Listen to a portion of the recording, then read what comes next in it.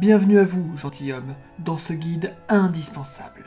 Au fil de ces pages, dont je suis l'auteur, moi, votre humble guide, vous décrirai la belle cité de Blancherive, la perle du Nord. Blancherive offre de nombreux divertissements pour l'homme en quête d'aventure, de fortune et de bonne compagnie, pour une nuit comme pour une vie. La ville compte non pas une, mais deux excellentes tavernes où trouver serveuses et donzelles à foison. La ville jouit d'une position centrale en bord de ciel, ce qui la rend accessible depuis toutes les autres régions. Perchée sur un éperon rocheux, Blancherive domine les plaines herbeuses qui l'entourent. De hautes murailles de bois protègent ses citoyens des loups, des mammouths, des bandits et autres dangers tapis à proximité.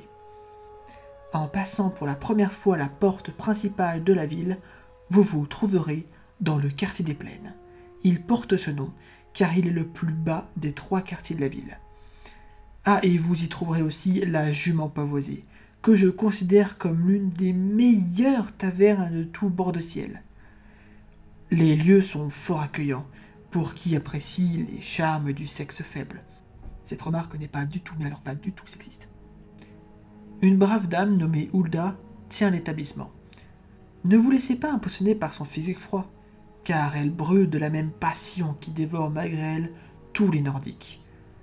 Saadia, la serveuse, est une beauté rouge-garde des plus exotiques. Cette mystérieuse donzelle pousse votre humble serviteur à vouloir découvrir tous ses secrets. Près de la Jument Pavoisée se trouve un modeste marché, où j'ai trouvé le grand amour. Loin de moi l'idée de dissuader d'autres chasseurs d'entrer dans la course, car après tout, pourquoi écrire ce livre si ce n'est pour vous guider dans ce domaine précis? Mais je dois vous demander de m'accorder une faveur. Son nom est Carlotta Valentia. Elle est d'une beauté inégalable. Elle consacre ses journées à vendre du pain et d'autres produits. Par les dieux, cette délicieuse beauté sera un jour mienne.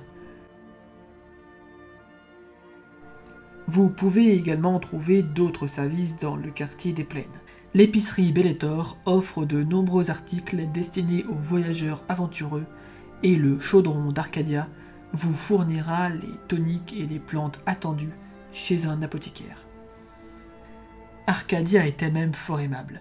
Je lui rends souvent visite pour discuter, car la compagnie d'autres impériaux expatriés m'est toujours agréable. Elle est cependant un peu trop âgée à mon goût. Un gentilhomme mûr trouverait cependant en elle une compagne de qualité. Si votre lame venait à être émoussée, ou votre armure pliée, la guerrière s'occupera de vous, tout près de la porte principale. La forgeronne est une jolie nordique répondant au nom d'Adriane Avenecci. Mais elle est mariée à une brute épaisse du nom d'Ulferpt Osguerrier. Adrienne est bien guéronde, mais le tranchant de la hache de son époux n'est pas de mon goût. Si vous n'affectionnez que les femmes mariées, faites-vous plaisir, mais je vous aurais prévenu. Près de la forge se trouve le chasseur ivre. Les gentilshommes les plus fortunés s'y retrouvent pour échanger des rumeurs du monde entier autour d'un verre.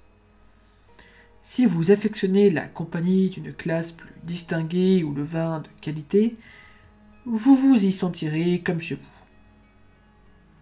J'ai peu à dire sur le quartier des Vents. La majorité des bâtiments de cette seconde partie de la ville sont résidentiels, mais vous y trouverez aussi le temple de Kynareth, ainsi que Jorvaskr, la salle des banquets des compagnons. Si les puissantes guerrières sont votre péché mignon, la salle des banquets pourrait piquer votre curiosité. Vous trouverez cependant peu de divertissement au temple. La prêtresse d'Annika Persource n'a pas d'autre intérêt que les questions spirituelles. Abordons maintenant le quartier des Nuits, domaine exclusif du château du Jarl. J'ai vécu des aventures fort distrayantes entre les murs de Fort-Dragon, je peux vous le dire.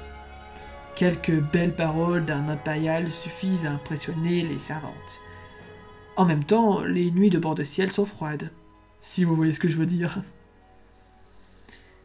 Je ne vous cacherai pas avoir visité les geôles de la ville 1 ou 2 fois. Elles se trouvent dans les étages inférieurs du palais. Pour ce qui est du Jarl et de sa cour, prenez soin de les éviter. Selon moi, il manque autant de sens de l'humour que d'estime pour la culture impériale. En outre, tous sont des hommes fortunés, que vous devez considérer comme des adversaires de taille. Les Nordiques sont des femmes simples, après tout, et sont facilement impressionnés par de beaux habits et une bourse pleine de septimes. Je conclurai ces pages en espérant que votre quête de femme et de vin soit couronnée des succès. Pendant ces festivités, n'oubliez pas de penser à moi, votre humble serviteur, et aux risques encourus pour vous fournir ce rapport des plus minutieux sur les points d'intérêt destinés aux dignes gentilshommes dans cette grande ville de Blancherive. Je n'aurais cependant pas le toupet de dire que le jeu en valait la chandelle,